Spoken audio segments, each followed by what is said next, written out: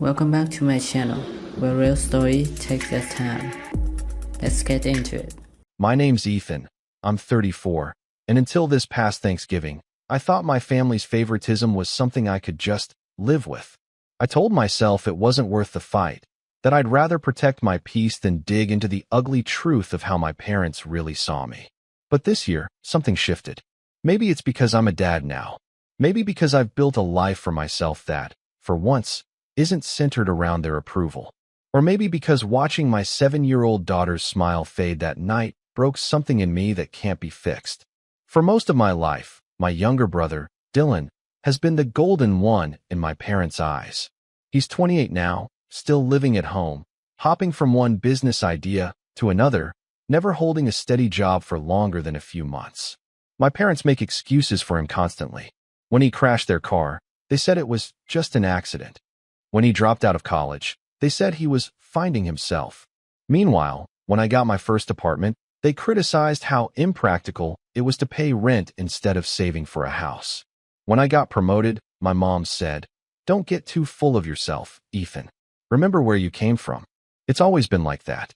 Growing up, I was the responsible one, the one who helped clean up after dinner, who studied hard, who worked part-time jobs so I wouldn't have to rely on them.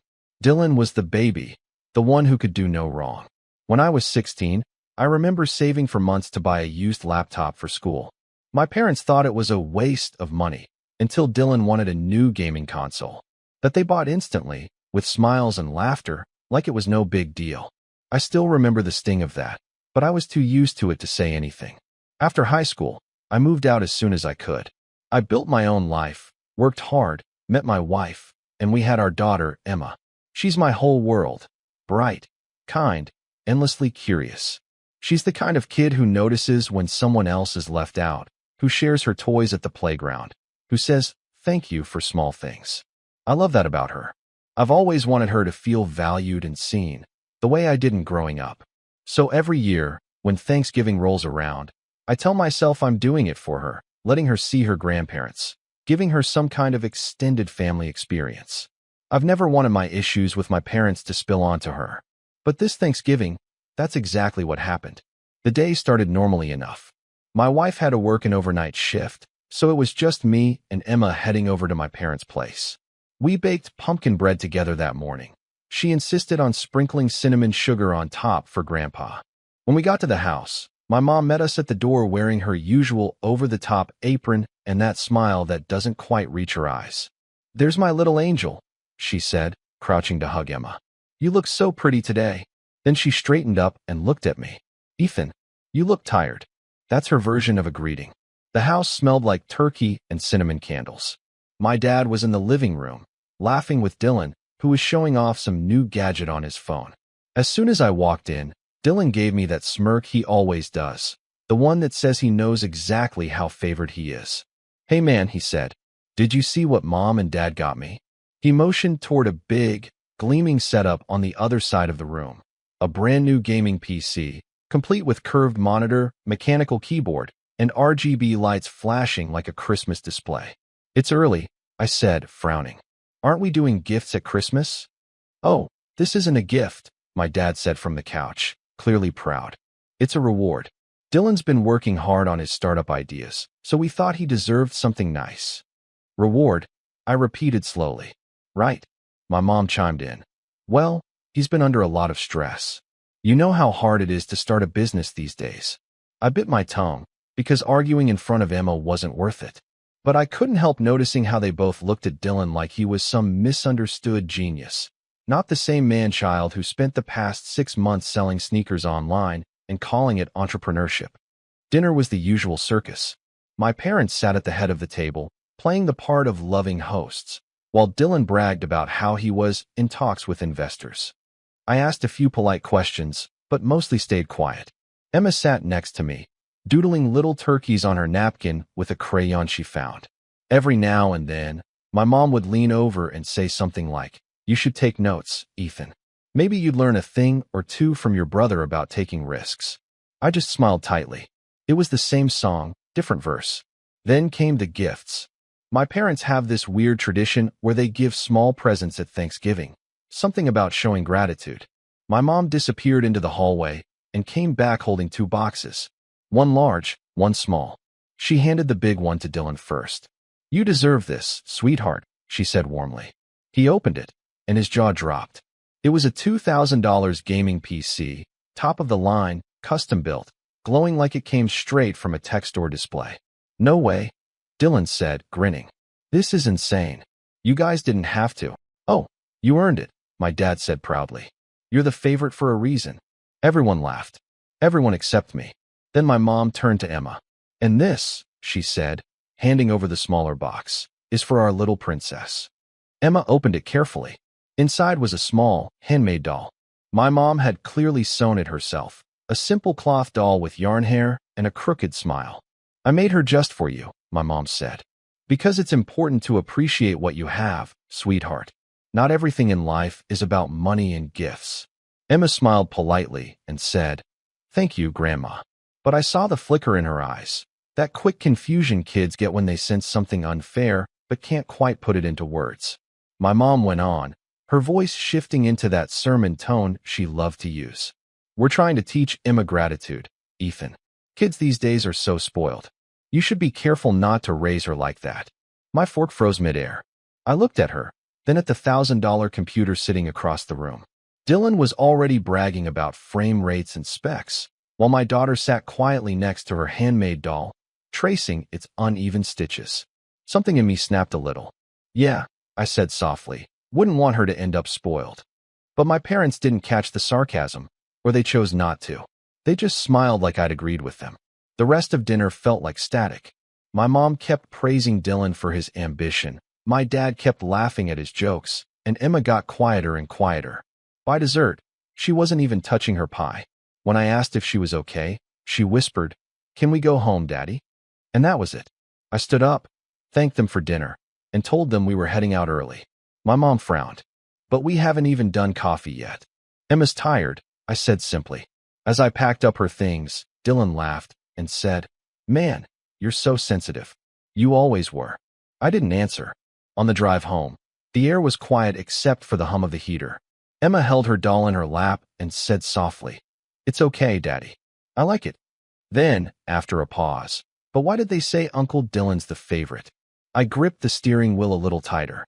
"Because sometimes people say silly things they don't really mean," I told her. But I knew they did mean it. They always had. When we got home, I tucked Emma into bed and sat in the living room for a long time, just staring at the walls. My parents had made it clear, this wasn't just favoritism anymore. It was mockery, a performance. And this time, they dragged my daughter into it. So I decided something that night. No yelling, no dramatic phone calls, no guilt trips, just quiet, deliberate action. The next morning, I canceled our plans for the weekend. When my mom called to ask why, I told her politely that Emma and I would be spending time at home. She seemed annoyed but didn't push it. 2 days later, though, she and my dad showed up at my doorstep, uninvited, all smiles, like nothing had happened. "Ethan," my mom said as I opened the door, "we've been thinking, maybe we should all talk. We don't want any tension in the family." And behind her, Dylan stood there too, smirking like he already knew the outcome. When my parents and Dylan showed up at my doorstep that morning, I honestly thought it was some kind of joke. My mom had her usual bright but fake smile plastered on her face, holding a Tupperware container of leftover pie like peace offerings could erase years of imbalance. My dad stood behind her, hands in his jacket pockets, looking uncomfortable but compliant as always. And Dylan had that same lazy grin, the one he wore whenever he thought he'd won something. "Ethan," my mom began, her tone coated in sugary concern, "we really didn't mean for Thanksgiving to feel tense. We just want to clear the air." I leaned against the doorway, blocking their way inside. "Clear the air," I repeated. "After you told my daughter her uncle was the favorite?" Her smile faltered for a second, but she recovered quickly. "Oh, come on. It was a joke. You know how your father is. He was just teasing." My dad cleared his throat and muttered, "Yeah, just kidding around." He wouldn't look me in the eye. "Funny," I said. Emma didn't seem to find it funny. "Ethan," my mom sighed, her patience starting to fray. "You've always been so sensitive about these things. Dylan and Emma are in very different stages of life. We can't treat a child and an adult the same way. I blinked at her. Right. But apparently, you can treat your adult children differently depending on which one you like more. She pursed her lips, like she was the one being wronged. We've always loved you both equally. You just interpret things the wrong way. Dylan chuckled. Dude, you're really still hung up on that? It was just a doll. That was it. That single, careless sentence. The way he said it, dismissing my daughter's disappointment like it was trivial, like she was trivial. Go home, Dylan, I said quietly. He grinned wider, leaning against the porch railing. Or what? Dylan, my dad said sharply, but it was half-hearted, the kind of scolding meant more for show than substance. I didn't answer him. I just looked at my mom again, who was still trying to appear composed. You can't just pretend this didn't happen, I told her. I don't care what you think of me anymore, but you don't get to humiliate my daughter and then act like it's fine. For a moment, something flickered in her eyes. Surprise, maybe even guilt. But it disappeared as fast as it came. We didn't humiliate anyone, she said stiffly. You're overreacting. Honestly, I think Emma's picking up on your attitude. Children reflect what they see in their parents. I almost laughed. It was the kind of twisted logic that only made sense to her. I didn't invite them in. I didn't offer coffee or pie or any polite excuse to ease the tension. I just closed the door, slowly, as my mom called my name like she couldn't believe I'd actually done it. For the first time in my life, I didn't back down. After that day, things got worse. Not in loud, obvious ways, but in subtle ones. My mom started sending passive-aggressive texts. We miss Emma. It's such a shame you're keeping her from us. Or, Dylan's been asking why you're so distant lately. He's worried about you. Worried about me. Right. I ignored most of them, focusing on Emma and work, but I'd be lying if I said it didn't eat at me. There's something deeply unsettling about being gaslit by your own family. Watching them twist reality until you start questioning your own memory of it. But every time I doubted myself, I remembered Emma's face at that dinner table. That quiet, confused look. That was all the clarity I needed. 2 weeks later, I got a call from my dad. He rarely called, so I hesitated before answering. Hey, Dad. Ethan, he said in that cautious tone he used when he knew he was about to say something I wouldn't like. Your mom and I were wondering if you'd reconsider coming to the family Christmas dinner this year. It wouldn't be the same without you and Emma. I almost said no right away, but something in his voice stopped me. What's the catch? I asked. No catch. We just want to be a family again. It sounded almost genuine. Almost. I told him I'd think about it. Later that night, my wife, Natalie, came home from work. I told her everything, from Thanksgiving to the doorstep argument to the sudden invitation. She listened quietly, her expression tightening as I went on. Ethan, she said finally, they crossed a line. You know that, right? I know. Then why are you considering going back? Because, I said slowly, if I don't, they'll make it look like I'm keeping Emma away from them. I want her to see the truth for herself, not just my version of it. Natalie nodded reluctantly. Then if we go on our terms. So I agreed to come to Christmas, but deep down, I had no idea just how bad it would get. The days leading up to it were tense. My mom kept texting like nothing had happened. Can't wait to see my favorite granddaughter. We're going to have the best Christmas ever. It made my stomach turn. When Christmas Eve came, we arrived later than usual, partly on purpose. The moment we stepped inside, I could tell something was off. There was an odd buzz in the air, not excitement, but anticipation, like everyone was waiting for something to happen. The living room was packed. Dylan was there, of course, holding court like always. But what caught me off guard was the group of relatives I hadn't seen in years. My aunt, my cousins, even my mom's old church friend. It wasn't just family dinner. It was an audience. Ethan, my mom exclaimed, rushing over to hug me as though we hadn't argued a few weeks earlier. You made it. And there's our little angel. She bent down to hug Emma, who hugged her politely but stayed close to my leg. Didn't realize we were having a crowd tonight, I said. Oh, it's just a little get-together, she said, waving her hand. We wanted to make the evening special. Then Dylan walked up, holding a wrapped box that looked suspiciously expensive. Hey, big bro, he said. Glad you could make it. We've got some surprises tonight. I didn't respond, but the smugness in his tone made me uneasy. Dinner started out polite enough. The table was beautiful. Candles, polished silverware, everything perfectly arranged. My mom kept telling stories about Dylan's upcoming business venture, how he was on the verge of something big. Every compliment toward him came with a subtle jab at me. "You were always so practical, Ethan," she said at one point. "Not that there's anything wrong with that, but sometimes you just need to dream." I smiled tightly. I've been too busy paying bills to dream much lately. A few people chuckled awkwardly. Dylan just smirked and took a sip of his drink. Then came the surprise. My mom stood up after dessert, clinking her glass for attention. "Everyone," she said, "before we open presents, there's something we'd like to share." I felt Emma squeeze my hand under the table. She continued, "As you all know, Dylan's been working tirelessly on his startup, and your father and I wanted to show him how proud we are. So," she gestured toward my dad, who stood up holding an envelope, "we've decided to make an investment in his future." The room buzzed with excitement. Dylan grinned like he'd known all along. I sat there frozen as my dad announced, "We're helping Dylan with a down payment on his new home, $30,000 to get him started." There it was, the punchline to the year. People clapped. My mom looked like she was glowing. Dylan stood, all fake humility and smiles, giving his parents a big hug. "You guys didn't have to do this," he said, though it was clear he knew they would. And then my mom turned toward me, her tone shifting to that falsely sweet one she used whenever she wanted to make me feel small. "We wish we could do the same for you, Ethan," she said. "But you've always been so independent. You never needed our help." It was like being slapped in front of a crowd.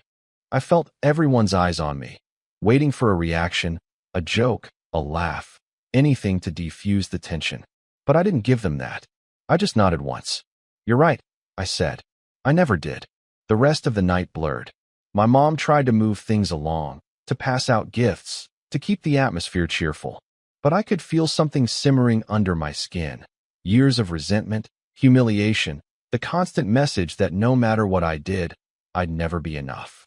When the presents were finally unwrapped, Emma handed her grandparents a card she'd drawn, a picture of all of us together. My mom smiled and said, "Oh, that's sweet, dear," before setting it aside to gush over Dylan's gift, an expensive-looking watch he'd clearly bought with their money. That was the moment I felt it snap, that fragile thread of patience I'd been clinging to all my life. As we got ready to leave, my mom followed me to the hallway. "Ethan," she said quietly, "I hope you're not upset. We just want what's best for both of you." I turned to her slowly. "You want what's best for him. You've made that clear my whole life." She frowned. "That's not true. You've always misunderstood us." "Maybe," I said. "But one thing I don't misunderstand anymore is what you value. And it's not me. It's never been me." She opened her mouth to respond, but before she could, Dylan appeared again, holding his shiny new watch up to the light. "You're not seriously mad about this, are you? Come on, man. Be happy for me." Emma, standing beside me, looked up at him with those wide, honest eyes. "Why do Grandma and Grandpa give you so many presents?" she asked softly. The room went still. My mom's face went pale. My dad looked away. Dylan laughed awkwardly. "Because they love me, kiddo." I put my hand on Emma's shoulder. "No," I said, meeting his gaze. "Because they confuse love with favoritism." That shut him up for a second. We left without another word. The drive home was silent. Emma held her drawing in her lap, the one my mom had brushed aside.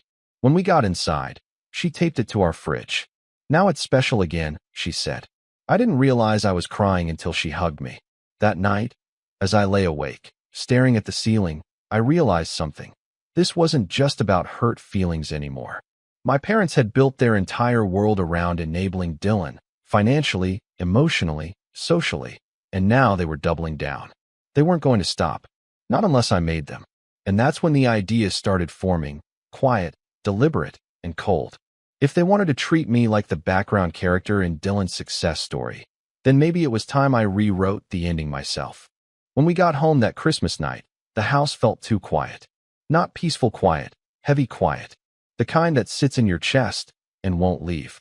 Emma had fallen asleep in the car, her head resting against the window, clutching that folded-up drawing sheet made for her grandparents. The one they ignored. I carried her inside, tucked her into bed, and stood there for a while, watching her breathe. Her innocence made the whole thing sting worse. I kept seeing her face at that dinner table, That confused look when Dylan got a down payment for a house, and she was told to be grateful for what you have. That was the night I admitted something to myself that I'd been avoiding for years. My parents weren't going to change. There wasn't going to be a big family apology, no dramatic realization, no moment where they finally treated me like an equal. It wasn't going to happen. They had made their choice, and the only thing left was for me to make mine. But the days after Christmas were rough. My phone buzzed constantly with messages from my mom, guilt-ridden, manipulative, contradictory all at once. "Ethan, you embarrassed us in front of the whole family." Then, an hour later, "We just want everyone to be happy again." Then, "Dylan feels terrible about how you left. Can you at least apologize to him so we can move on?" Apologize to him. Every message was a reminder of what I already knew. In their story, I was always the problem. I stopped responding altogether.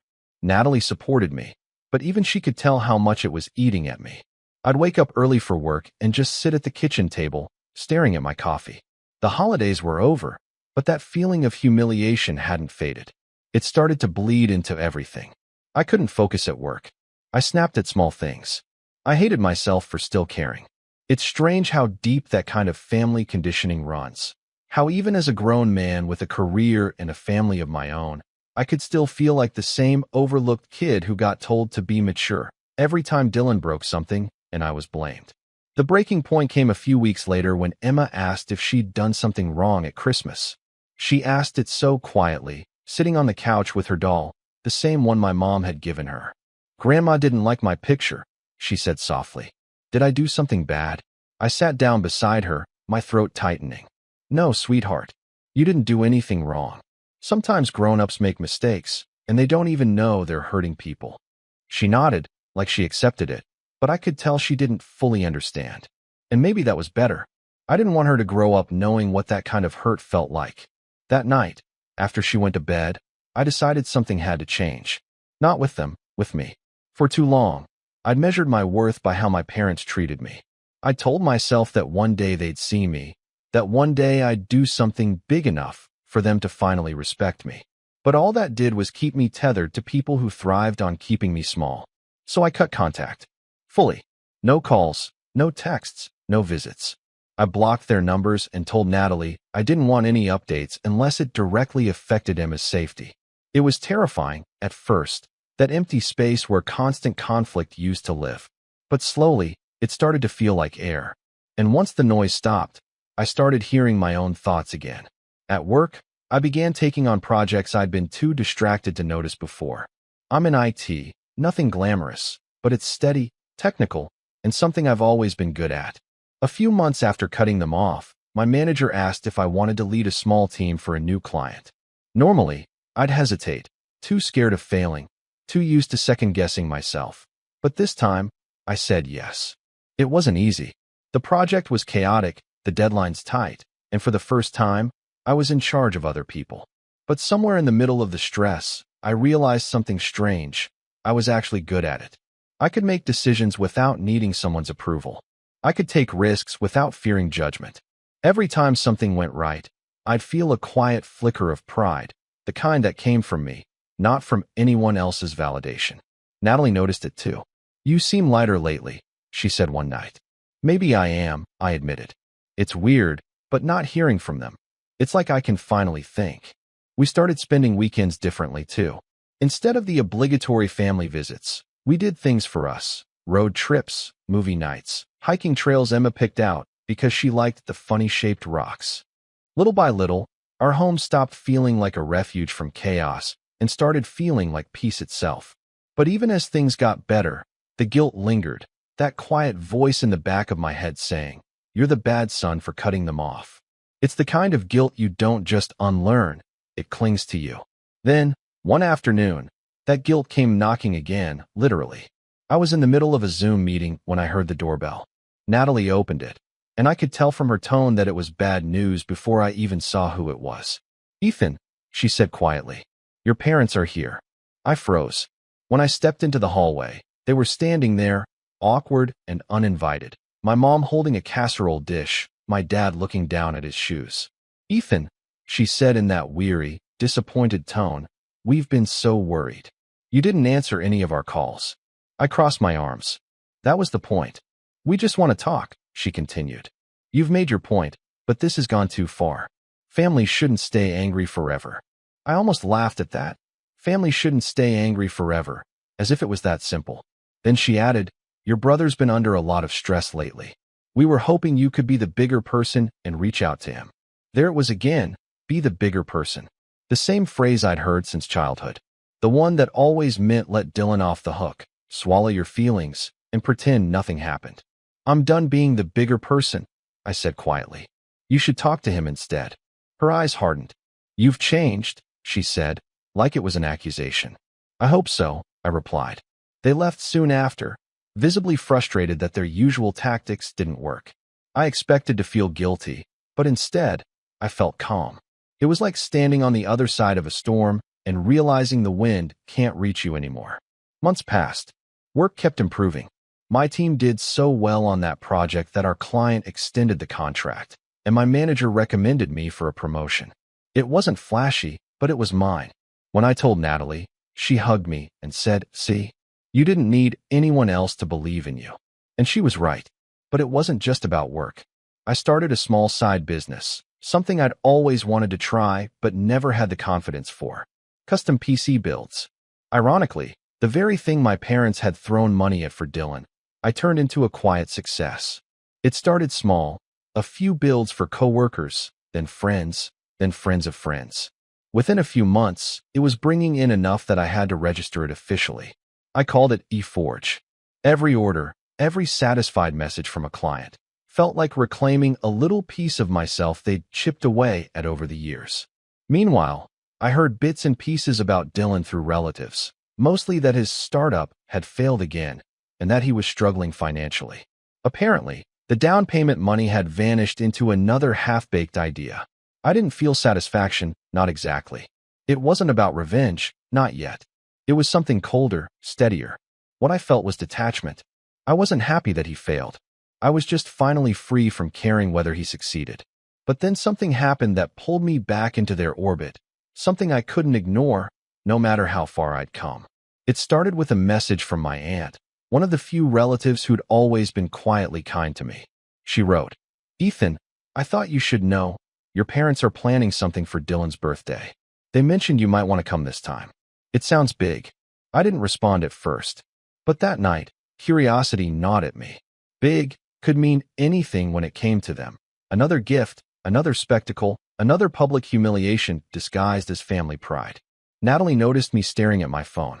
You're thinking about it, aren't you? She asked. Yeah, I admitted. But not because I miss them. I just want to know what they're up to. She studied me for a moment. Then if you go, don't go as the same Ethan they used to walk over. Go as the one who built everything without them. I nodded. And for the first time, I wasn't scared to face them anymore. Because I wasn't the same man who'd stood there on Thanksgiving watching his daughter get belittled. I wasn't the same son who'd left Christmas feeling small and forgotten. I was someone new. Someone who didn't need their approval, who had already rebuilt everything they tried to tear down. So when the invitation for Dylan's birthday finally arrived, handwritten by my mother, with that same fake warmth she'd always used, I didn't throw it away. I smiled. Because this time, I was ready. By the time spring came around, the distance between my parents and me had stretched into silence. After that Thanksgiving disaster and the birthday fiasco that followed, I'd stopped making excuses for their behavior. I'd stopped calling, stopped trying to explain why their favoritism was hurtful. But I couldn't say the silence didn't sting. It did. There were moments late at night when I'd catch myself scrolling through old photos of us as a family. Dad carving the turkey, Mom laughing beside him, Michael sitting smugly with a controller in his hand. Back then, I thought those memories were warm. Now, all I could see were the cracks I used to ignore. The smirk on Michael's face when I got brushed aside. The way Mom's hand lingered on his shoulder but barely touched mine. It wasn't just about me anymore, though. It was about Lily. She'd started asking questions that broke my heart. Daddy, why doesn't Grandma like my doll? She'd asked one afternoon as we were cleaning her room. She was brushing the yarn hair of the handmade doll my mom had given her, the one that came with that condescending speech about appreciating what you have. I hesitated. It's not that she doesn't like it, sweetie, I said carefully. She just doesn't understand what's really special. Lily frowned. Like how she said my drawings are messy. Exactly like that, I said, forcing a smile. That was the moment I decided I wouldn't let my daughter grow up thinking she had to earn love through comparison. I'd been doing that my whole life, and it only led to disappointment. So I threw myself into rebuilding, not for them, but for us. I'd been working as a project coordinator at a mid-sized tech company, but after years of helping others bring their ideas to life, I'd started tinkering with my own. Late at night, after Lily was asleep, I'd sit at the kitchen table, sketching out plans for a small business, something centered around educational tech for kids. My idea was to design interactive kits that blended storytelling with problem-solving, something that could help kids learn coding and logic in a creative way.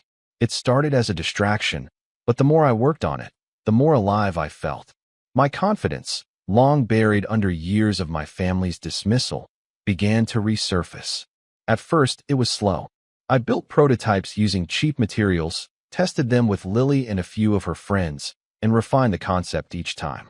A friend from work helped me set up a basic website. Another helped with some branding. The first batch sold out faster than I expected. Then came a feature on a parenting blog, then an article in a local magazine. By summer, I'd officially registered my small business, StorySolve. It wasn't massive, but it was mine. And for the first time in a long time, I felt like I was finally standing on my own. I'd moved into a modest townhouse. Not luxury by any means, but comfortable, clean, and bright. Lily loved it. She had a backyard to play in and a little art corner we built together. I didn't realize how much peace could come from cutting off constant judgment until I stopped hearing my mom's voice telling me I was too sensitive. And yet, as much as I tried to move on, the past had a way of creeping back in. Michael had gotten engaged that summer. I found out through a mutual friend on social media, of course. The photos were everywhere. Him and his fiancée, Amanda, smiling in front of a beach sunset, captioned with something about family blessings. I didn't even get a text. Not a single word. But a month later, my mom called. I remember staring at my phone when her name flashed on the screen. For a full minute, I debated answering. My thumb hovered over decline, but curiosity, or maybe that old instinct to appease, won out. Hello, Ethan. It's been ages, she chirped, as if nothing had happened. Yeah, it's been a while. There was a pause. We were just talking about you. Michael's engagement party is coming up, and we thought it would be so nice if you and Lily could come. I nearly laughed. You thought of us, huh? That's new. Don't be like that, she said, the cheerfulness in her tone starting to crack. It's a family event. Everyone will be there. We want to put the past behind us. Mom, the past isn't behind us. You made it clear who matters to you. Oh, for heaven's sake, Ethan, she sighed. Must you always be so dramatic? We want to move forward. With Michael still being the center of everything? Michael is getting married, she said sharply. It's his time right now. Right. His time. As if every moment of our lives hadn't already revolved around his. I'll think about it, I said finally, and hung up before she could say anything else. That night, I couldn't sleep. I kept turning the conversation over in my head, trying to figure out what her angle was. She didn't call out of love. She called because appearances mattered to her. The idea of a missing son at a family event didn't fit the image she wanted to project. And then it hit me. They still saw me as the quiet one. The one they could dismiss, guilt-trip, or manipulate into submission. But that wasn't me anymore. So I started planning. Not revenge, not yet. Just preparation. Observation. Gathering information. I reached out to my cousin Sam, one of the few relatives who'd ever seen through my parents' favoritism. Sam worked in event planning, and coincidentally, he was helping coordinate parts of Michael's engagement party. When I told him my mom had called, he chuckled. Yeah, your mom's been telling everyone you've been busy with your little projects, he said. She made it sound like you're doing some hobby thing from your kitchen. A slow smile crept across my face. My little projects, huh? Yep. Meanwhile, she's been bragging nonstop about Michael's new job and his upcoming house purchase. It's a lot. Typical. Over the next few weeks, I kept tabs through Sam, subtle things. The guest list, the venue, the theme. It was all very on-brand for my parents. Extravagant, overblown, meant to impress. They were renting out a country club ballroom and had invited over 100 people, including distant relatives and old neighbors. That's when an idea began to take shape. See, what my parents didn't realize was that StorySolve had quietly grown. After that parenting blog feature, we landed a partnership with a national chain of educational stores. Orders were coming in faster than I could manage alone. I'd hired 2 employees, upgraded to a small office space, and even signed a few contracts with schools. We weren't some kitchen hobby anymore, but I hadn't posted much about it online. No flashy announcements, no look-at-me updates, which meant my parents and brother were completely in the dark, and I intended to keep it that way, at least until the perfect moment. I wanted them to underestimate me, to look at me the same way they always had, the quiet, underachieving brother, the one they could lecture about gratitude while handing my daughter scraps of affection. So when Mom called again a few days later to confirm our attendance, I agreed, calmly, politely, without a hint of sarcasm. "That's wonderful," she said, clearly relieved. "Oh, and Ethan, try to dress nicely, okay? Amanda's family will be there. They're very refined." "Of course," I said. "Wouldn't want to embarrass anyone." She laughed, oblivious. After we hung up, I looked across the table at Lily, who was coloring a picture of a castle. She glanced up. "Are we going to see Grandma again?" "Yeah, sweetheart," I said softly. "But this time, things will be different." Because I wasn't walking into that party as the forgotten son anymore. I was walking in as someone who'd rebuilt everything they tried to tear down. And I had a plan forming, one that would make them finally see what they'd thrown away. I didn't want to humiliate them for the sake of revenge. I wanted them to understand the weight of their choices, the years of favoritism, the emotional manipulation, the guilt-tripping disguised as love. I wanted them to feel, for once, what it was like to be on the outside. The perfect opportunity was coming, and all I had to do was wait. But as I'd soon learn, sometimes when you set the stage for revenge, the villains help you write the script themselves. And my family, my beautifully delusional, self-centered family, was about to hand me the perfect setup on a silver platter. The engagement party fell on a Saturday evening in late June. The sun hung low over the manicured lawns of the Oakwood Country Club, spilling gold light across rows of luxury cars. I parked my decade-old sedan between 2 glossy SUVs and stared at my reflection in the windshield for a moment, steadying myself. Lily sat in the back seat, wearing a soft blue dress she'd picked out herself. She was humming, swinging her legs, unaware of the weight pressing down on my chest. "You ready, Bug?" I asked. She nodded enthusiastically. "Do you think Grandma will like my drawing?" She held up a small folded piece of paper, a sketch she'd made that morning of our little house and the 2 of us standing in front of it. "I think it's beautiful," I said honestly. "Don't let anyone tell you otherwise." I took her hand as we walked toward the entrance. Laughter and the faint sound of a string quartet drifted through the open doors. Inside, everything looked like it had been lifted straight from a wedding magazine. Crystal chandeliers, champagne fountains, even a floral archway framing a massive sign that read, "Michael and Amanda," a perfect match. Of course it did. When we stepped in, all heads turned. For a moment, I thought I imagined it. That flicker of surprise that crossed a few faces. My mother, dressed in a shimmering silver gown, nearly dropped her champagne glass. "Ethan, you made it," she said, forcing a wide smile. Her eyes flicked down at Lily, then back at me. "And you both look nice." "Thanks," I said evenly. "This place looks expensive." Her smile tightened. "Michael deserves the best. You know how hard he's worked." "Right. Hard work." "Sure." She ushered us in quickly, introducing us to Amanda's parents. Polite people with the kind of restrained warmth you only learn from wealth. They were kind to Lily, though, and that earned them a quiet point of respect from me. As the evening unfolded, I watched from the sidelines. My dad and mom floated between tables, laughing, complimenting guests, introducing Michael like he was royalty. He thrived under the attention, telling embellished stories about his career success, conveniently leaving out the part where my parents had paid off his debts and helped him secure that position through a friend of Dad's. Lily and I sat at a smaller table near the back. She was eating quietly, drawing again. Occasionally, relatives would stop by and make comments like, "You've really kept to yourself, huh, Ethan?" Or, "Glad to see you could make time for family again." Each remark was a jab wrapped in politeness. I smiled through all of them. Because this time, I wasn't here to defend myself. I was here to make a point. When the speeches began, I sat back, waiting. Mom and Dad stood together, microphones in hand, glowing under the chandelier light. Dad started. "We couldn't be prouder of Michael," he said. "He's always been such a dedicated son, always putting family first." I bit my tongue. Mom chimed in next. "And we're so grateful to Amanda for joining our family. We've always believed Michael was destined for great things." She paused dramatically. "And it's wonderful to see that coming true." The applause was polite, but I saw a few awkward glances. Not everyone missed the pointed omission of my existence. Then, because my mother couldn't resist, she added, "Of course, both our sons are dear to us. Ethan has his projects too. We're proud of him for staying creative." I felt something inside me click. That word again. Creative.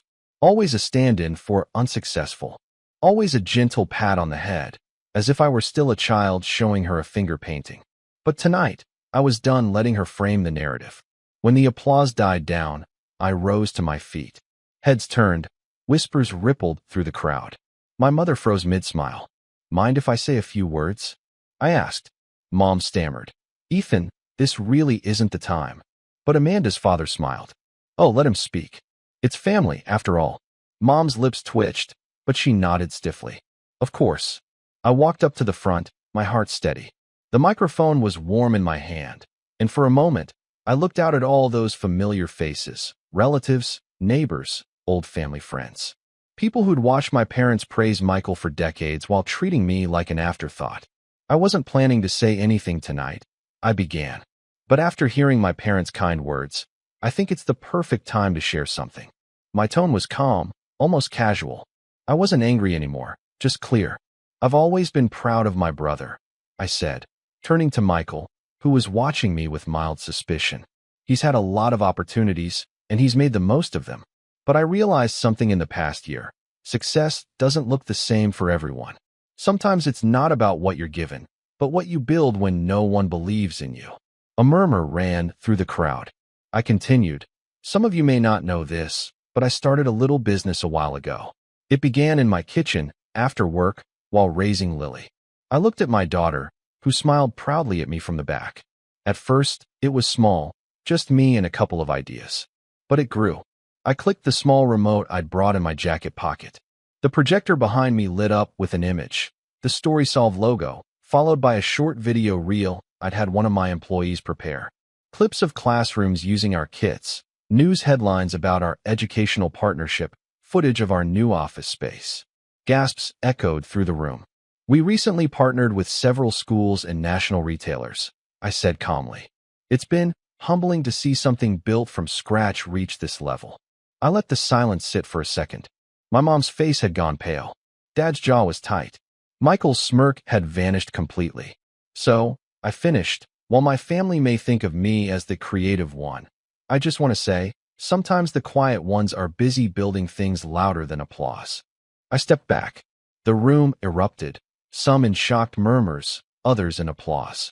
My mother tried to compose herself, but she looked rattled. Amanda's parents clapped warmly. "That's incredible, Ethan," her father said. "You should be very proud." "I am," I replied simply. Michael stood up abruptly.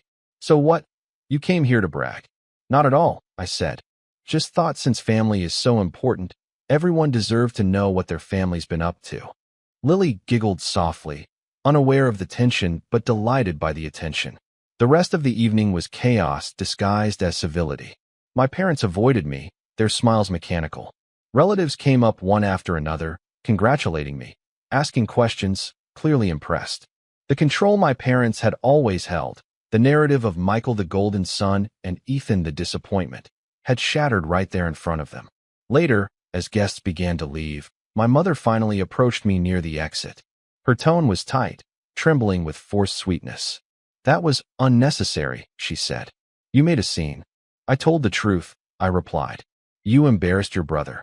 He's been embarrassing himself for years. I just stopped covering for him." Her expression flickered, a mix of rage and disbelief. "You think this changes anything? Family isn't about competition. Then maybe you should have remembered that before you spent years turning it into one. She opened her mouth, but nothing came out. My dad stood beside her, silent for once. I took Lily's hand and turned to leave. As we stepped into the night air, I felt something lift off my shoulders. Years of resentment, guilt, and the need for their approval. The next morning, I woke up to a string of messages. Some from relatives praising me, others from Mom demanding an apology. I didn't reply to any of them. 2 days later, she called again. Her tone was different this time, soft, wavering. Ethan, we've been thinking. Maybe we should all have dinner soon. You know, as a family. I smiled faintly, looking across the table at Lily, who was busy assembling one of our new prototype kits. Sorry, Mom, I said. We're a little busy right now. Maybe another time. She hesitated. We just want to make things right. Then start by appreciating what you have, I said, echoing her own words from that Thanksgiving, the ones she'd used to belittle my daughter. There was a long silence. Then, quietly, I ended the call. I put my phone down, sat beside Lily, and helped her connect the last piece of her kit. When it lit up with a soft glow, she clapped her hands, beaming. That's perfect, Daddy. Yeah, I said, smiling. It really is. For the first time, I wasn't chasing approval or waiting for fairness. I had built my own version of both, right there at my kitchen table, with my daughter beside me. And somewhere deep down, I knew my parents finally understood what they'd lost. Because some lessons in appreciation come far too late, and not everyone gets a second chance to learn them. I'm Mason, 34, and this all started a week before my birthday, when I wasn't even planning to celebrate in a big way. I told my parents months earlier that I wanted something small this year, maybe just dinner at my place or a quiet night out with a few close friends. After everything I'd been through the past 2 years, especially my divorce, I wasn't in the mood for crowds or surprises. My ex-wife, Lila, had made sure of that. We'd split after 7 years of marriage, and while I won't go into all the gritty details yet, let's just say the end wasn't clean. It wasn't mutual, and it definitely wasn't friendly. So, I thought I was being perfectly reasonable when I told my parents, please, no surprises this year. I just want a calm birthday. No drama. My mom had smiled in that way she does when she's pretending to agree but already planning to do the opposite. My dad had just laughed, saying something like, "Oh, come on, Mason. You're too young to be this serious. You need to loosen up." I should have known right then that they'd already decided they knew better than me. To understand why that comment stung so much, you need to know a bit about my family. My parents, Denise and Carl, have always been the kind of people who live for appearances. They care about how things look more than how they actually are. Every photo has to be picture perfect. Every event needs to feel like a happy family gathering even when half the people there can't stand each other. Growing up, I was the responsible one, the quiet kid who did his homework and never made trouble.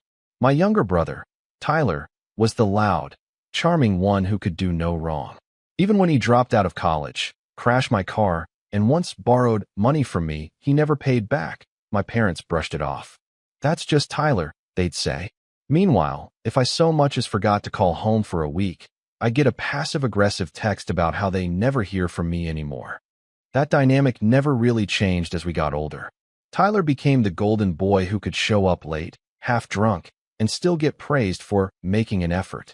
I became the boring adult who takes things too seriously. When Lila and I divorced, my parents decided they needed to play peacekeepers. They liked Lila. Too much, honestly.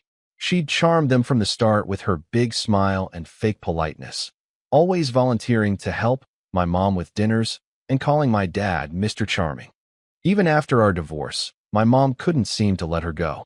I once caught her texting Lila about some recipe or something months after the papers were signed.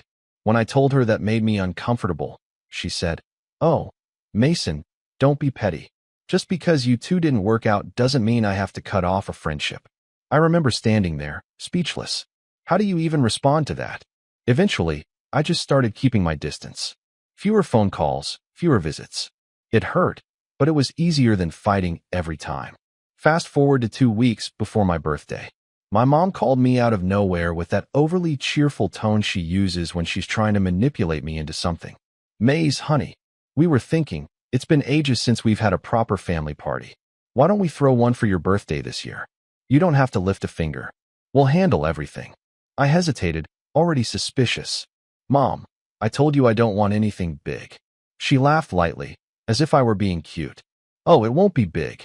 Just close friends and family. Maybe a few old faces you haven't seen in a while. I asked who she meant by old faces, but she dodged the question. You'll see, she said. It'll be good for you. Against my better judgment, I agreed. Partly because I didn't want to argue, partly because I thought maybe, just maybe, she'd actually listen this time. For the next few days, I tried not to think about it. Work kept me busy, and honestly, I was trying to move on with my life. I'd started seeing someone new. Hannah, a kind, down-to-earth woman who didn't play mind games or care about appearances. She knew about Lila, of course. I'd told her enough to understand that my ex and I weren't on speaking terms, and she respected that. When I mentioned the party, she offered to come as moral support. If it gets awkward, we can always leave early, she said. I laughed and told her I'd probably take her up on that. The day of the party arrived, and from the moment I pulled into my parents' driveway, I had that tight feeling in my chest. Their backyard was decorated like something out of a wedding reception, string lights, tables with white cloths, even a little stage for speeches. It wasn't small by any stretch of the imagination. I counted at least 30 people milling around, chatting and laughing. Some faces I recognized, neighbors, old family friends, but others I didn't. I spotted Tyler near the grill, already holding a beer and grinning like he owned the place. Mason, look who finally decided to show up, he called out. My mom appeared next to him, her smile too wide, her voice too sweet. Oh, honey, you look so handsome. Hannah, dear, so glad you could make it. I forced a smile, trying to hide how uneasy I felt. The night started off fine, I guess. Small talk, a few awkward jokes from Tyler, some polite conversation with people I barely remembered. But something felt off. There were these subtle glances my mom kept exchanging with my dad, the way Tyler smirked whenever he looked in my direction. It was like everyone knew something I didn't. Then, about an hour in, I heard my mom gasp, "Oh, she's here," and hurry toward the gate. I turned just in time to see who she was greeting, and my stomach dropped. It was Lila. She looked exactly the same, down to the way she tilted her head when she smiled. Polished, perfect, fake. She wore a cream dress and carried a small gift bag, waving like we were long-lost friends. My mind went blank for a second. Hannah noticed my expression immediately. Is that? She started, but I didn't answer. My mom was leading Lila toward us, grinning like she'd just pulled off the world's best surprise. Mason, look who came. Isn't this nice? My dad chimed in, chuckling. We thought it'd be funny to invite her. You two could use a good laugh, right? I just stared at them. I couldn't believe what I was hearing. You invited my ex-wife? I finally said, my voice low but shaking. Without telling me. My mom's expression flickered with guilt for half a second before she brushed it off. Oh, come on, Maze. Don't be so dramatic. It's been, what, 2 years? Surely you can be adults about it. Tyler laughed from behind her. Yeah, man, lighten up. It's just Lila. Just Lila. The woman who had cheated on me with a coworker and then lied about it until I showed her proof. The woman who'd humiliated me in front of my family when the truth came out, and somehow still walked away with their sympathy. I asked again, are you serious right now? My mom laughed, thinking I was joking. My dad said, oh, come on, son. You'll thank us later. I could feel every muscle in my body tighten. Lila stepped forward, smiling awkwardly. Hi, Mason. I just wanted to wish you a happy birthday. My mom placed a hand on her shoulder, like this was some touching reunion. See? She's being kind. Don't make a scene. That was the moment something in me shifted. I didn't say much after that. I just nodded stiffly and walked away, ignoring the whispers that followed. Hannah followed me quietly, concern all over her face. Do you want to leave? She asked softly. I wanted to. Every part of me screamed to get out of there. But another part of me, the part that had spent years being talked over, laughed at, and dismissed, wanted to stay. To see how far they'd go this time. I didn't know it then, but that was the moment the entire night, and my relationship with my family would change for good. Because by midnight, they wouldn't be laughing anymore. After Lila showed up, everything in me wanted to leave. My instinct was to take Hannah's hand, walk straight out the gate, and never look back. But standing there, With my parents watching me expectantly and Tyler smirking from across the patio like this was all some kind of joke, I decided to stay. Maybe it was pride. Maybe it was anger. Or maybe I was just tired of letting them walk over me and pretend it was love. So I told Hannah quietly, "Let's stay a bit longer." She gave me a worried look, but nodded. She trusted me to handle it. I wish I could say I was calm, but inside, I was boiling. My parents went back to mingling as if nothing had happened, and Lila drifted around like she belonged there, hugging my mom, laughing with Tyler, chatting with people who used to be my friends. I could hear her voice floating across the yard, bright and syrupy, and every word made my stomach turn. Hannah and I found a spot near the edge of the patio where we could watch without being dragged into conversation. I noticed my dad setting up a microphone near the little stage. "You didn't tell me there would be speeches," I muttered. My mom overheard and waved her hand. "Oh, just a few short ones. You'll love it. Everyone has such lovely things to say about you." I didn't believe that for a second. As the night went on, the air got heavier. The laughter felt forced, the conversation stilted. I caught snippets of people whispering things that made my blood run cold. Someone saying, "It's so nice they're on good terms again." Another person murmuring, "Maybe they'll get back together." I realized then that my parents hadn't just invited Lila. They'd sold this to everyone as some kind of reconciliation. A public reunion. Tyler came over with a drink in each hand, grinning. "You look tense, man. You gotta relax." I ignored the drink he offered me. "What's going on here, Tyler? Did you know they invited her?" He smirked, clearly enjoying himself. "Of course I knew. Mom thought it'd be good for everyone. You've been such a buzzkill lately." I stared at him, trying to understand how someone could be so casually cruel. "You think inviting my ex-wife, the one who cheated on me, is good for everyone?" He shrugged. "She made a mistake, bro. People move on. You should too." That's when Hannah spoke up, her voice calm but sharp. "Do you usually decide how other people should process their pain, or is that just something you do for fun?" Tyler's grin faltered, and he glanced between us. "Whoa, easy there. Just saying Mason could use some forgiveness in his life." Hannah leaned in slightly, her tone icy. "Forgiveness doesn't mean letting someone who humiliated you waltz back and like nothing happened." Tyler rolled his eyes and muttered something under his breath before walking off. I turned to her and exhaled. "Thank you." She squeezed my hand. "You shouldn't have to thank me for defending you, Mason. They're the ones crossing the line." By then, I knew I wasn't imagining it. The glances, the fake smiles, the way people kept steering conversations toward the past. It felt like everyone was in on a joke I wasn't supposed to get. My parents flitted around, pretending everything was perfect, until finally my dad tapped the microphone. "All right, everyone, let's take a moment to celebrate the man of the hour." I froze. My mom clapped her hands and motioned for everyone to gather near the stage. I leaned toward her. "Mom, what are you doing?" She just whispered, "Relax, honey. You'll love this." My dad started talking about how proud he was of me, which was rare enough to make me suspicious. He listed off my accomplishments, my career, my house, my resilience after a hard time. Then he said something that made my chest tighten. "And of course, we all know that behind every great man is a great woman. Lila, thank you for being part of Mason's journey. You helped make him the man he is today." There was polite applause. I just stared at him, stunned. Lila blushed and smiled modestly, like this was some touching tribute. I couldn't breathe for a second. My mom stepped forward, all smiles, and said, "We wanted to do something special tonight."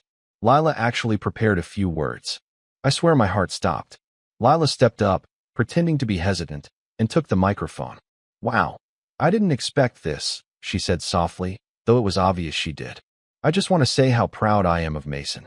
We've both grown so much since our marriage, and even though things didn't work out between us, I'll always cherish the time we had. He's a wonderful man, and I hope he finds the happiness he deserves." It sounded nice on the surface, until she added, "I know I wasn't perfect, but neither was he. We both made mistakes." The crowd gave a collective "ah." My mom even dabbed her eyes with a napkin, but I stood there in shock. We both made mistakes. I hadn't lied. I hadn't cheated. I hadn't dragged her reputation through the mud like she did to me. I clenched my fists, my jaw tight. Hannah's hand found mine, but I barely felt it. When Lila finished, everyone applauded. My parents looked so proud, like they'd orchestrated some heartwarming reunion. Then my dad said, "Now, how about a toast to new beginnings?" He raised his glass, and everyone followed suit. I didn't move. I just stared at them, the people who were supposed to have my back, while they toasted the woman who had betrayed me. I stepped back, feeling like the ground had shifted beneath me. The laughter, the music, the clinking of glasses, it all sounded distant, muffled, like I was underwater. Hannah whispered, "Mason, let's go." But I couldn't move. My mom approached, beaming. "Wasn't that lovely? Don't you feel better now, getting some closure?" I looked at her, my voice low. "Closure? You think this was closure?" She blinked, her smile faltering. "Mason, don't start."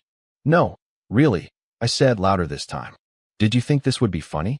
Inviting her here, letting her give a speech about how we both made mistakes, like I'm equally to blame." People were starting to stare. My dad stepped in, his tone warning. "Son, don't make a scene. Everyone's having a good time." "Yeah," I said bitterly. "Everyone except me." I walked away before I said something I'd regret. Hannah followed close behind, her voice steady but full of anger. "You don't owe them anything. You can walk away right now." But part of me couldn't. I looked back at the yard, at the people laughing and toasting, at Lila smiling with my mother. It wasn't just that they had disrespected me. It was that they had rewritten the story. They had taken my pain, my humiliation, and turned it into a performance.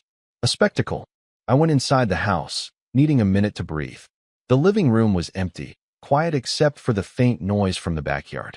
I sat on the couch, staring at the family photos on the wall. Me, Tyler, my parents, smiling like we were perfect. I realized then how long I'd been playing along with their version of reality. How many times I'd swallowed my pride to keep the peace. How often I'd let them laugh off my boundaries like they were optional. I don't know how long I sat there, but eventually, I heard voices approaching. It was my mom and Lila. I stayed silent, listening. "Do you think he's still mad?" Lila asked. My mom sighed. "Oh, Mason's sensitive. He'll get over it. He always does." Lila laughed softly. "I hope so. I didn't mean to upset him." "Oh, you didn't, dear. He just doesn't like being reminded of the past. But this might be good for him. Maybe it'll help him move on." Something inside me broke right then. Hearing my mother comfort the woman who had torn my life apart, telling her I was just sensitive, was the last straw. I stood up, and when I stepped into the hallway, they both jumped. My mom started, "Mason, honey." "Save it," I said. My voice was calm, too calm. "You knew exactly what you were doing." "Mason, No. You invited her here to humiliate me. You turned my birthday into a joke. You lied to everyone to make it look like I was okay with this." My mom looked flustered. "You're overreacting. We just wanted to help." "By ambushing me?" I snapped. "By giving her a stage to make herself look like the victim?" Lila tried to speak, but I cut her off. "Don't. You had your turn with the microphone." For once, my mom didn't have a comeback.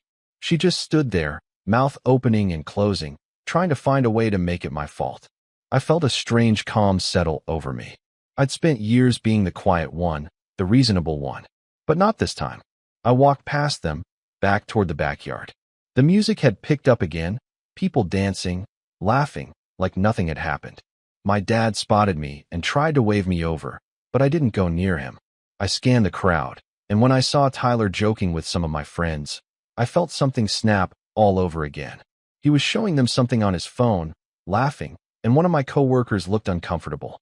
When I got closer, I realized what it was: pictures from when Lila and I were still together. Old photos from my private social media, ones I'd taken down after the divorce. "Where did you get those?" I asked quietly. Tyler turned, startled, but quickly recovered with a grin. "Relax, man, they're just old pics. We were reminiscing. You had no right to show those." He shrugged. "Come on, it's just memories. Everyone's having fun. Don't ruin the mood." That was it, the final betrayal. They hadn't just invited my ex. They were mocking me with pieces of a life I'd already buried. Every ounce of restraint I had left was gone. I looked around the yard, the people laughing and drinking under the pretty lights, all oblivious to the fact that this was supposed to be my night. My parents' voices, Tyler's smirk, Lila's soft laugh, all of it blurred together into one long, echoing thought. They think they can do whatever they want, and I'll just take it. But they were wrong. By the time midnight came, I had already decided exactly what I was going to do. When I left my parents' house that night, the laughter still echoing behind me, something inside me had gone completely quiet. I wasn't angry anymore, not in that sharp, fiery way I'd felt earlier. It was worse than that. I felt empty, hollow, like I'd finally accepted something I'd been trying to deny for years, that my family didn't see me as a person with feelings or boundaries. I was a prop in their little performance of a perfect life, and when I stopped fitting the script, they decided to rewrite me. Hannah drove us home in silence. She didn't try to comfort me or fill the quiet with small talk. She just reached over and held my hand the entire way. It was dark, the roads mostly empty, and I remember watching the streetlights pass by like blurs of gold. When we pulled into my driveway, I just sat there, staring at my house. "You don't have to stay," I said quietly. "I think I just need some time alone." She looked at me for a moment and then nodded. "I understand. But, Mason, don't let them convince you that you deserved what they did." After she left, I went inside, took off my jacket, and just stood in the living room. The quiet was almost too much. I replayed every moment from that night. My mother's laugh, my father's toast, Lila's speech, Tyler showing those pictures. The humiliation hit me in waves. I'd spent so long trying to prove I was the calm, rational one, the good son. But all that had done was make me easy to ignore, easy to manipulate. For the first few days, I didn't go to work. I called in sick, turned off my phone, and ignored the knocks at my door. My parents called, of course. My mom left a voicemail that started with, "You embarrassed us," and ended with, "We just wanted to help." Tyler sent a text that said, "Dude, chill. You're blowing this out of proportion." And Lila, of all people, emailed me an apology that somehow made her sound like the victim. I deleted them all. I barely slept those first nights. Every time I closed my eyes, I saw them laughing. It wasn't until the third morning that I finally broke down. I was sitting on the floor in my kitchen, drinking coffee I didn't even taste, when I just started crying. Not loud, not messy, just quiet, exhausted tears that came out of nowhere. I think it was the realization that I'd been waiting my whole life for my family to treat me with respect, and they never would. After that, something shifted. It wasn't a dramatic movie moment. It was gradual, like a fog lifting. I realized I couldn't keep letting them define me. I needed to rebuild my life, piece by piece, without them in it. It started small. I went back to work, focusing on projects I'd been putting off. I stopped answering my parents' calls completely. I blocked Tyler on everything. When my mom showed up uninvited at my door a week later, I didn't open it. She left a bag of cookies and a note that said, "We love you, even if you're angry." I threw it away. It hurt, but I knew if I let her back in too soon, she'd twist everything again. Hannah became a big part of my recovery, though she never tried to take over. She had this quiet strength about her, steady, patient, never pushing. Sometimes she'd come over and just sit with me while I worked or cooked. Other times, she'd coax me out of the house for a walk or a drive. We didn't talk about the party much, but she understood what it had done to me. One evening, maybe a month later, she found me sitting at my desk surrounded by old photo albums. I'd pulled them out of a closet, not sure why. Maybe to remind myself that there were good memories once. She sat beside me, flipping through a few pages. "You look so different here," she said softly, pointing at a picture of me in college, smiling without restraint. "You look lighter." I gave a small laugh. I didn't realize how heavy it all got until recently. She looked at me for a long moment. "You know, you can build something new. Something that isn't defined by them." That thought stuck with me. Build something new. I started running again in the mornings, something I hadn't done since before the divorce. The first few weeks were brutal. My legs ached, and I could barely go a mile without stopping, but it gave me focus. Then I started cooking real meals instead of living on takeout. I reconnected with a few old friends I'd drifted from after Lila and I split, people who actually cared about me. Slowly, I began to feel like myself again, maybe even a better version of myself. Meanwhile, my parents kept trying to pull me back in. My mom left cheerful voicemails about family dinners and moving past the awkwardness. My dad emailed me an invitation to Tyler's birthday party, saying family should stick together. Every message was wrapped in guilt. Every word dripped with that same old manipulation, pretending we were fine as long as I didn't challenge them. I didn't respond to any of it. But it wasn't easy. Some nights, the loneliness hit hard. I'd catch myself scrolling through old pictures, wondering if I was doing the right thing by cutting them off. A part of me still wanted their approval, even though I knew better. It's strange how even toxic love can feel like something you're afraid to lose. Then something unexpected happened, something that became the start of my real rise. One afternoon at work, my boss called me into his office. He'd noticed the extra effort I'd been putting in and said a management position was opening soon. "You've got the leadership and the calm for it," he said. "You just need to believe it." I walked out of that meeting feeling something I hadn't felt in a long time. Confidence. Real, earned confidence, not the kind you fake to make others comfortable. That promotion didn't happen overnight, but it gave me a goal. I started staying late, volunteering for projects, mentoring newer employees. I wasn't doing it to prove anything to my family. This time, it was for me. Each small success rebuilt a piece of the self-worth they'd spent years eroding. Hannah saw the change in me. One night over dinner, she said, "You know, you look different again." I laughed. "That good or bad?" She smiled. "Good. You look like someone who stopped asking for permission to be happy." That hit me deeper than I expected, because that's exactly what it was. I'd spent most of my life waiting for my parents to approve of who I was, my choices, my relationships, my boundaries. And now, I was finally learning to stop caring. Around that time, I got an email from my mom. Unlike the previous ones, this one wasn't cheerful. The subject line simply said, "We need to talk." In it, she said that my distance was hurting the family, that Tyler felt bad about the misunderstanding, and that they wanted to make things right. She even ended with, "We're planning something special for Thanksgiving, and it would mean a lot if you came." I almost laughed when I read it. Something special. I'd heard that before. But this time, I didn't feel anger. I just felt tired. I wasn't falling for it again. Still, something in me wanted closure. Not the kind they offered, but the kind you give yourself when you finally stand up and say enough. I didn't reply right away. I wanted to be smart about it. I'd learned that confronting them in anger never worked. They'd twist it, turn it back on me, make me the overreacting son again. If I was going to face them, I needed to be calm, controlled. Over the next few weeks, I started planning. Not revenge, not yet, but something quieter. A boundary, a line they couldn't cross anymore. I started documenting every message, every attempt to guilt me back into their orbit. I even started writing about what happened that night, every detail, every word they said. It helped me see the pattern, the manipulation I'd been blind to for years. By the time Thanksgiving rolled around, I had rebuilt enough of myself to look at that invitation and not feel small. I had a career I was proud of, a woman who cared for me without conditions, and, for the first time, peace in my own space. But deep down, I knew my parents weren't done. People like them never really stop when they lose control. They double down. And I had a feeling Thanksgiving was going to be their next attempt to pull me back into their story. Only this time, I wasn't going to be the silent one. I wasn't going to be the one standing in the corner, watching them rewrite my life again. I didn't know it yet, but that quiet rebuilding, the strength, the focus, the distance, was exactly what I was going to need for what came next. Because when they tried to pull their next stunt, I'd be ready. And by the time I was done, they'd never laugh at me again. After that disastrous birthday and the fallout that followed, I cut contact with my parents completely. The silence that followed was both strange and peaceful.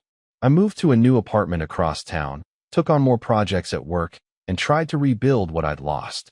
At first, it was pure survival mode. I'd wake up, drag myself to work, and come home too exhausted to think about anything except getting through another day. But over time, something inside me started to shift. I began to realize that the pain they caused had also stripped me of my fear. Once you've been betrayed by your own family, you stop worrying about disappointing people. There's a certain freedom in that. I poured my energy into my career. The construction business my parents mocked me for not joining, I decided to start something entirely different. A renovation firm that specialized in turning outdated family homes into modern living spaces. At first, it was just me and two friends from college, working out of a dusty garage and taking on small jobs no one else wanted. But I treated every client like they mattered. I kept my promises, finished projects on time, and reinvested every cent I earned. Within 3 years, that little garage operation grew into something real. By the 4th year, we had a warehouse, a small team, and a steady stream of high-end clients who trusted me personally. And then came the irony. People like my father started calling me. Men who used to laugh at me for wasting my potential now wanted me to redesign their properties. I took some of those calls and politely declined the rest. I didn't need validation anymore. What I needed was a sense of peace. And for a while, I had it. But then, life decided to test me again. One morning, I got an email from my cousin, Andrew. He and I hadn't spoken much since the family fallout. He was my dad's sister's son, always stuck in the middle of our family's cold wars. His message was short. Hey Mason, heard about what happened last year. I know things are complicated, but I thought you should know your parents are in some financial trouble. Dad says they might lose the house. I just stared at the screen for a long time. My parents, the people who had humiliated me in front of my ex-wife, were struggling financially? I should have felt pity, but I didn't. Instead, I felt curious. A strange sense of calm curiosity. What had they done this time? I didn't reply to Andrew right away, but I did some digging. Through public records and a few quiet connections, I learned that my father's construction company, the family business that had always been his pride, was barely hanging on. Poor project management, bad contracts, and a failed partnership had drained them dry. He'd mortgaged the house to cover debts, and apparently, Mom's attempt to open an interior design consulting venture hadn't helped. It was poetic. The same people who mocked my choices had destroyed themselves with theirs. For a while, I left it alone. I kept my distance, focusing on my growing success. But one night, while sitting in my apartment with my team's latest quarterly report in front of me, something clicked. I realized I wasn't angry anymore, but I hadn't forgotten. Forgiveness wasn't an option, but closure was. And maybe, just maybe, I could finally take control of the narrative they had always dominated. It started with a single phone call, not to them, but to a mutual acquaintance. A realtor who occasionally worked with both my company and my father's. I didn't reveal my full intentions at first. I just asked casual questions about the local real estate market, about upcoming property auctions, and specifically, about one address, my parents' house. The realtor hesitated before saying, "Yeah, that one might go on the market soon." "Shame, really. It's a nice property." That night, I drove by the house. It looked smaller than I remembered. The paint was fading, the lawn unkempt, and the driveway empty except for my dad's old truck. I sat in my car for a long time, just watching the house where so many good and awful memories intertwined. My father had taught me to ride a bike in that driveway. My mother had screamed at me there when I told her I was marrying Lily. It wasn't just a building. It was a symbol of everything they'd controlled. And now, it was falling apart. That's when the idea started forming in my mind. Quiet, deliberate, and dangerous. I wouldn't just buy the house. That would be too easy. I would rebuild everything they'd tried to destroy and make them witness it. Over the next few months, I began positioning myself. I formed a holding company under a neutral name and started acquiring small properties my father's business used to service. I hired some of his former workers, good men who'd been loyal but left after his poor leadership nearly bankrupted them. They were hesitant at first, unsure how I felt about my family, but once they realized I wasn't my father, they came on board. Then I reached out to one of my suppliers who used to deal with my dad's company. "I'm thinking about expanding into residential development," I said casually over lunch. "If a few local construction firms start failing, I might pick up the pieces." He laughed, thinking I was joking, but I wasn't. Meanwhile, word spread in quiet circles that my company was growing fast. We started landing bigger contracts, and my name began appearing in trade publications. Eventually, I knew my parents would hear about it. And they did. It started with an unexpected voicemail from my mother. Her tone was strangely light, almost rehearsed. "Hi Mason, it's Mom. I just wanted to say we've been hearing about your success. Your father and I are very proud of you. Maybe we could get dinner sometime soon? It's been too long." I didn't respond. Not because I was unsure, but because silence was my answer. A week later, she called again. Then my dad. When neither got through, they sent an email, this time written by my mom, but clearly dictated by my dad. "We're sorry if things got tense in the past. Family is family, and we'd like to move forward. Let's talk soon." I almost laughed when I read it. Tense wasn't the word for what they'd done. They hadn't just hurt me. They'd humiliated me, sided with Lily, and treated my pain like a joke. But now, when they needed something, suddenly we were family again. I kept ignoring them, but I was already preparing. Every move I made brought me closer to the final stage, the one that would quietly flip the power dynamic completely. By late spring, I learned that my parents' house had officially gone into pre-foreclosure. I met with the realtor under my company's alias and started the process of acquiring the property. It wasn't immediate, these things never are, but it was steady. While they were still clinging to denial, I was already arranging the renovation plans. My assistant, Clara, noticed something was different about me around that time. "You've been quieter lately," she said one morning. "You're usually upbeat after landing a new deal. What's this one about?" I smiled faintly. "Let's just say it's personal." She raised an eyebrow but didn't press. Meanwhile, my parents started showing up in places they knew I might be, at community events, business mixers, even one of my company's open houses. Each time, I kept my composure. My father tried to act casual, saying things like, "Good to see you doing well, son," but there was a tightness around his eyes. My mother always followed up with something passive-aggressive, like, "We always knew you had potential. You just needed some time to grow up." I realized then that they hadn't changed at all. They still saw me as the child they could control, and that made what I was planning even more satisfying. Because soon, they wouldn't be in control of anything. By midsummer, the purchase was nearly complete. I'd even scheduled a renovation crew to start work on the property once the sale went through.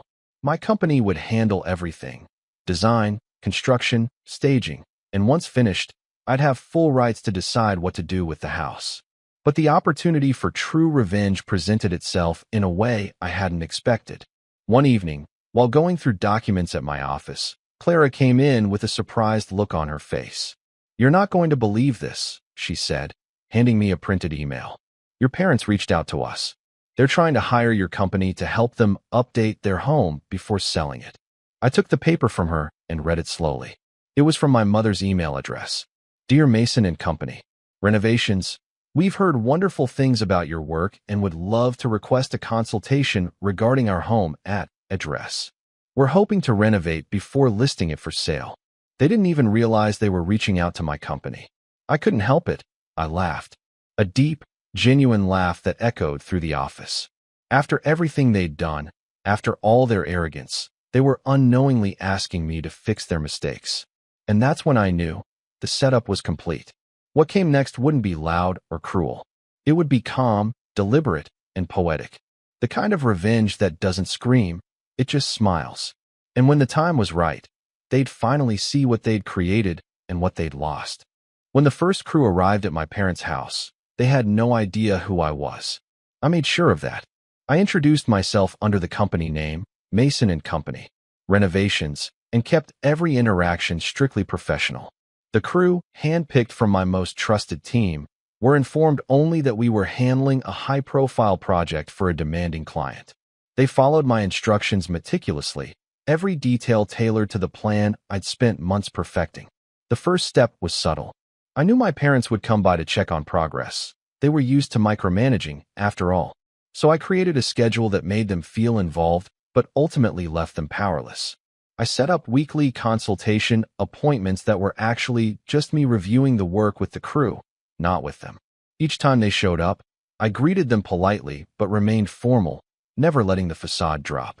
My mom tried her usual charm offensive, offering baked goods and effusive praise, but I responded with calm professionalism, neutral smiles, and careful nods. My dad attempted to assert authority, commenting on paint choices, lighting, and fixtures, but I politely reminded him, "These decisions were outlined in the proposal you approved.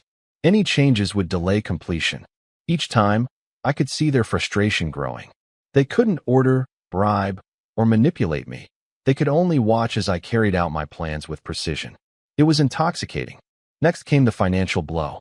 I had negotiated to include every fixture, every improvement, and every upgrade under my company's budget, charging them at full market value. I knew they were financially strained, and I ensured that every unnecessary luxury, every must-have addition they insisted on, only increased their debt. My parents had spent years mocking my career choices, So there was a darkly satisfying irony in watching them pay for my expertise while simultaneously drowning in costs.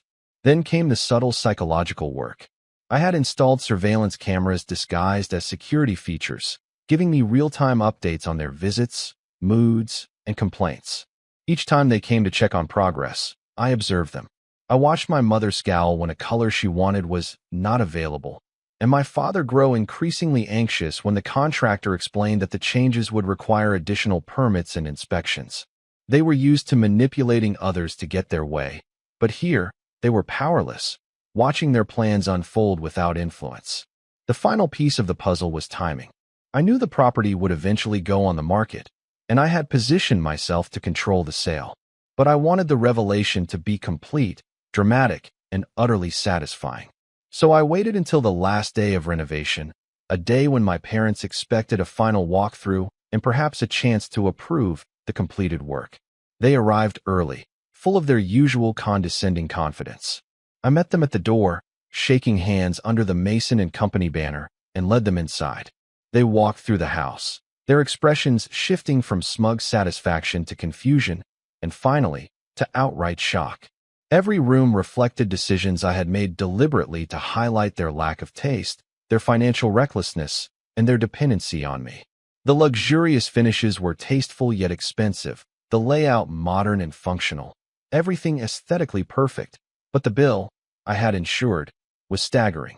"This is impressive," my father said, trying to mask his astonishment. "You've really transformed it." I smiled, polite but firm. "Thank you." The team worked hard. Everything was executed according to the approved design and budget. My mother's lips tightened. I didn't realize it would cost this much. Are you sure everything is necessary?" I nodded. Every addition was requested and approved. Any changes now would require significant additional time and expense. Their faces fell. The realization hit. They were financially trapped by their own decisions, guided and manipulated by the very person they had long belittled. Then I revealed the final twist. "I'll be handling the listing and sale myself," I said calmly. "Once the property goes live, all proceeds will be handled directly by the company. Any outstanding debts will be cleared first, and the remainder, if there is any, will be yours." Their eyes widened. You're selling our house?" My mother stammered, disbelief lacing her voice. "Yes," I replied. "And because of the improvements, it's valued significantly higher than your remaining mortgage and debts. It will sell quickly, but all future contact regarding the property will be handled professionally through my office." I could see them calculating, realizing they had underestimated me. They had thought this was just a simple renovation, an easy way to spruce up the house before selling. They hadn't expected the level of control I had. They hadn't expected me to make them witness, firsthand, the power and skill they had always dismissed in me. The look on their faces was priceless.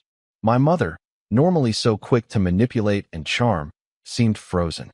My father, who had always wielded authority as his shield, now looked small and unmoored.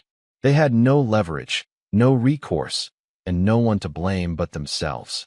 I could have stopped there, walked away, and let the market dictate their fate. But I wanted one final layer, proof that this was deliberate, that I had orchestrated every step from the start. I handed them an envelope. Inside was a detailed, itemized invoice listing every improvement, every expense, and every professional decision that had gone into the project. Each line was carefully documented, each cost justified, each step executed with precision. "This is everything," I said.